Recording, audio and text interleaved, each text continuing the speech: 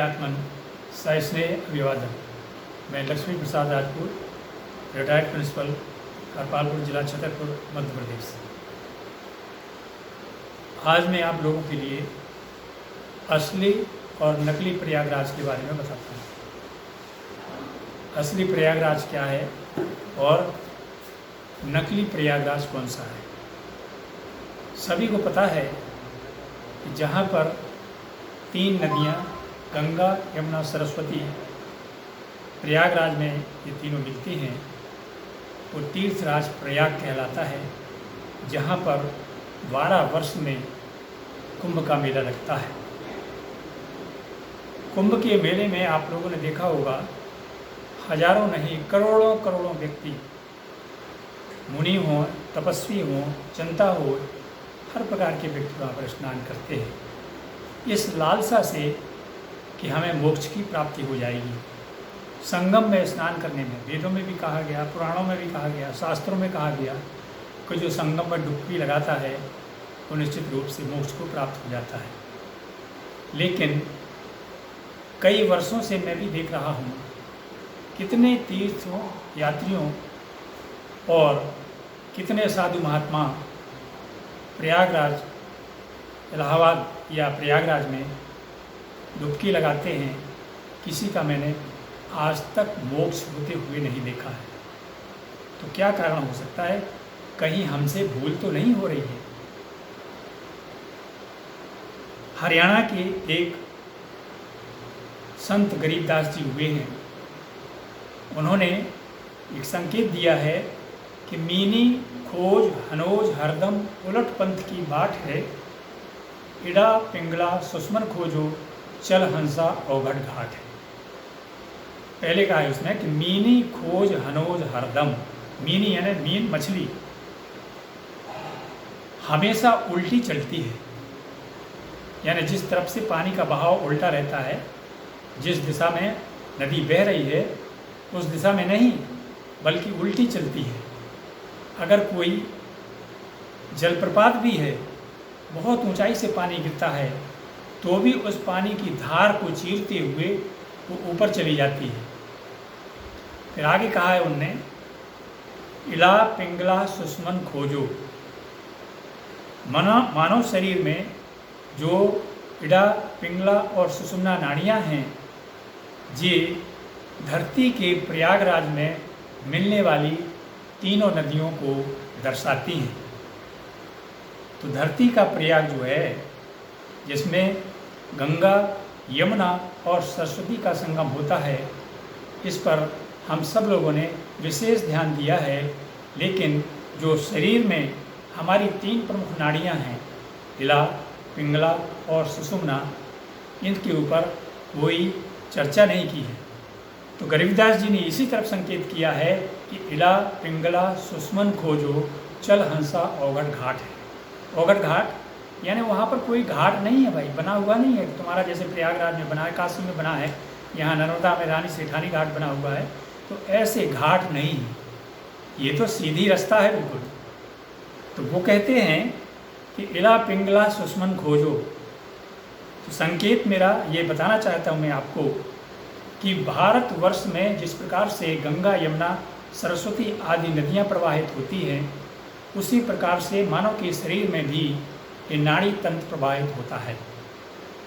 आपको ये भी बता दूं कि गीता में भगवान कृष्ण ने अर्जुन को कई जगह भारत की संज्ञा दी है, यानी ये मानव का शरीर भी भारत का स्वरूप है।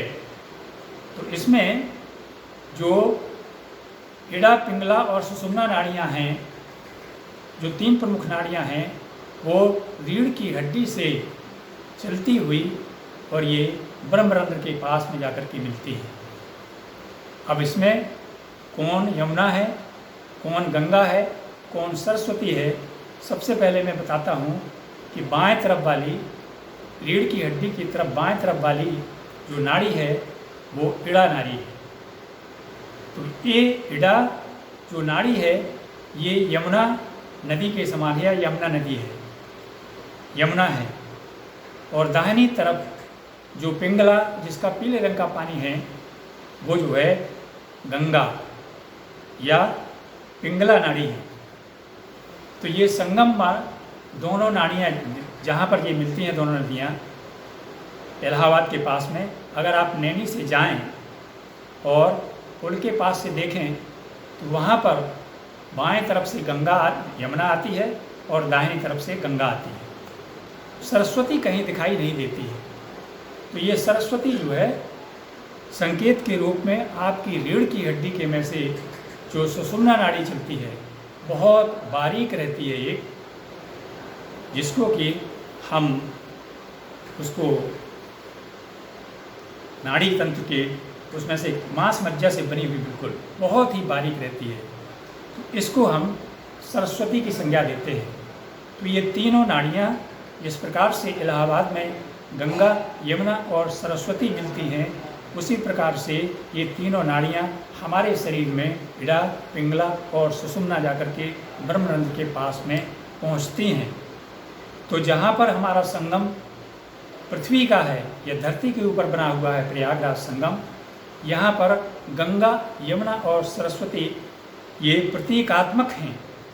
असली गंगा, यमुना, सरस्वती आपके शरीर में इड़ा है यमुना, पिंगला है गंगा और सुषुम्ना है सरस्वती। ये तीनों नाड़ियाँ जहाँ ब्रह्मरंध्र पर मिलती हैं, ये हमारे मोक्ष का असली स्थान है, असली तीर्थ है। तो मैंने ये देखा है कि इस धरती के प्रयाग पर करोड़ों करोड़ों व्यक्ति कुंभ के मेले में और वैसे भी साधारण रूप में करोड़ों करोड़ों व्यक्ति स्नान करते हैं, लेकिन आज तक मैंने किसी का मोक्ष होते हुए नहीं देखा है। किंतु जिसने इस ब्रह्मरंध्र को जागृत कर लिया है और इस चेतना के तीर्थ में जहाँ पर कि गंगा, यमुना और सरस्वती मिलती हैं, इस ब्रह्मरंध्र के पास हमारा जो चेतना का तीर्थ है, इस चेतना के तीर्थ में अगर डुबकी आप लगाएंगे तो निश्चित रूप से आपके मोक्ष की पूरी पूरी संभावना है। इसलिए मैं कहा करता हूँ कि धरती के प्रयाग पर आप प्रतिवर्ष रोज स्नान करेंगे, करोड़ों करोड़ों व्यक्ति स्नान करेंगे, तो एक के भी मोक्ष के होने की कोई संभावना नहीं है।